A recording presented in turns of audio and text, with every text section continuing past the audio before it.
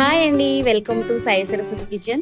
ఈరోజు వీడియోలో సమ్మర్ స్పెషల్గా ఫ్రూట్ సలాడ్ని హెల్దీగా ఎలా తయారు చేసుకోవాలో చూపించబోతున్నాను. అస్సలు షుగర్ వాడకుండా క్రీమీగా మంచి టేస్ట్తో పాటు హెల్దీగా ఉంటుంది.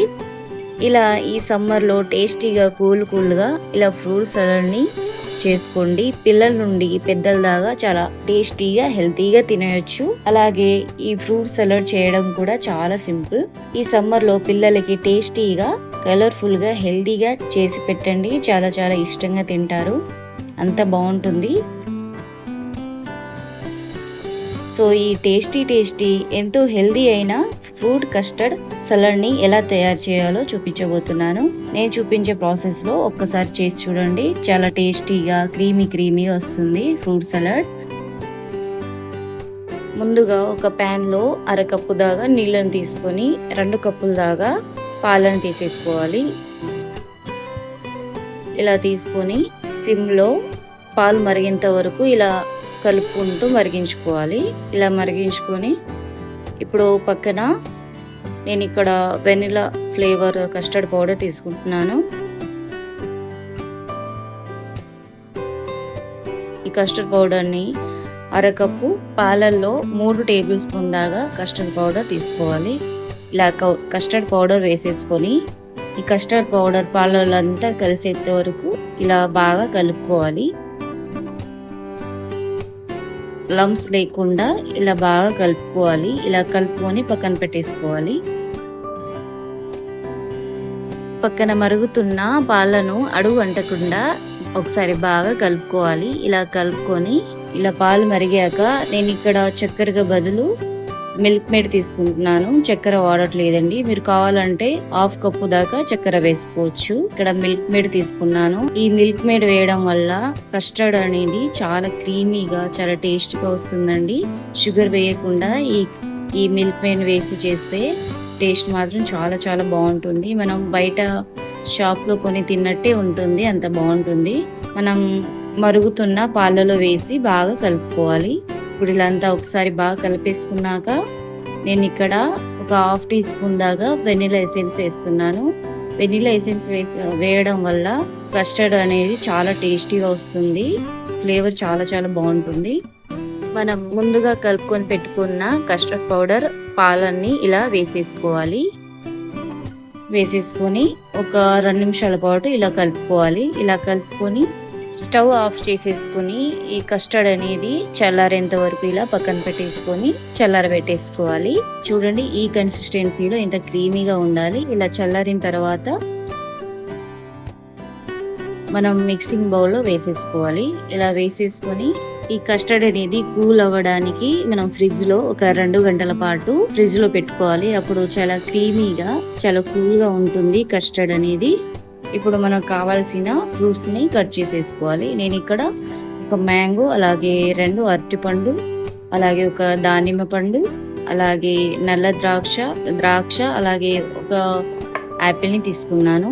మీకు కావాలంటే మీకు అందుబాటులో ఉన్న ఏ ఫ్రూట్స్ నైనా వేసుకోవచ్చు. మీరు 2-3 ఫ్రూట్స్ తో అయినా ఈ ఫ్రూట్ సలాడ్ చేసుకోవచ్చు.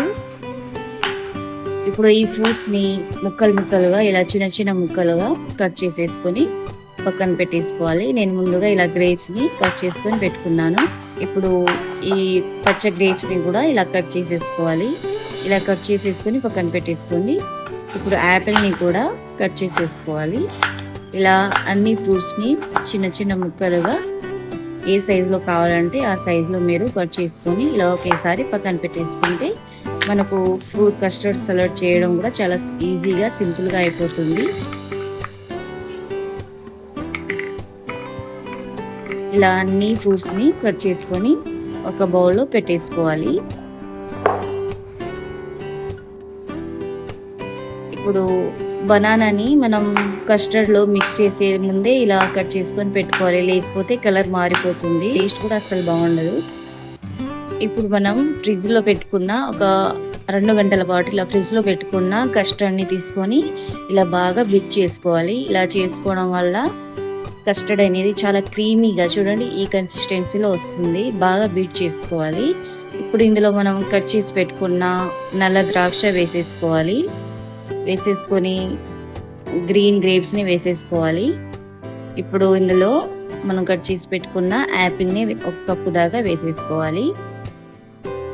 ఇప్పుడు మనం కట్ చేసి పెట్టుకున్న బనానా 1 కప్పు, అలాగే దానిమ్మ గింజలు 1 కప్పు దాకా వేసేసుకొని ఈ ఫ్రూట్స్ అనేది ఈ కస్టర్డ్లో బాగా మిక్స్ అయ్యేంత వరకు ఇలా బాగా మిక్స్ చేసుకోవాలి. ఇలా అంతా బాగా కలిసేంత వరకు ఇలా బాగా కలుపుకొని, మీరు కావాలంటే ఇలా కలుపుకొని ఒక అరగంట పాటు ఫ్రిడ్జ్లో పెట్టుకోండి. టేస్ట్ మాత్రం చాలా చాలా బాగుంటుంది. మనం తిన్నప్పుడు ఫ్రూట్స్ కూడా మనకు తగులుతుంటే ఆ టేస్ట్ కూడా చాలా చాలా బాగుంటుంది. ఇది చూడండి ఎంత బాగుంది, కలర్ఫుల్గా చాలా క్రీమీగా ఉంటుంది ఈ ఫ్రూట్ కస్టర్డ్ సలాడ్. పైన ఇలా ఫ్రూట్స్తో గార్నిష్ చేసుకోండి. చూడడానికి చాలా కలర్ఫుల్గా చాలా బాగుంటుంది. అంతేనండి, రెడీ అయిపోయింది ఫ్రూట్ కస్టర్డ్ సలాడ్. ఈ సమ్మర్లో చాలా టేస్టీగా చాలా హెల్తీగా ఇలా ఫ్రూట్ సలాడ్ చేసుకుని తినండి. చాలా చాలా బాగుంటుంది.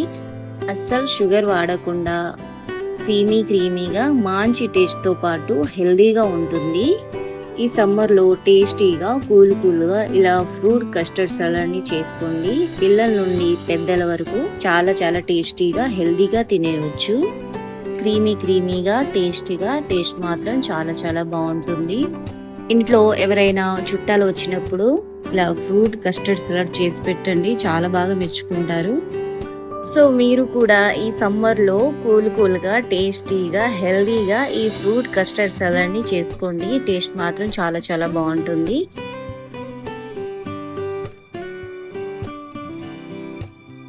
సో ఈ హెల్తీ అయిన టేస్ట్ అయిన ఫ్రూట్ సలాడ్ రెసిపీ మీకు నచ్చిందా? నచ్చితే లైక్ చేయండి, షేర్ చేయండి, అలాగే మన ఛానల్ని సబ్స్క్రైబ్ చేసుకోండి. Thanks for watching.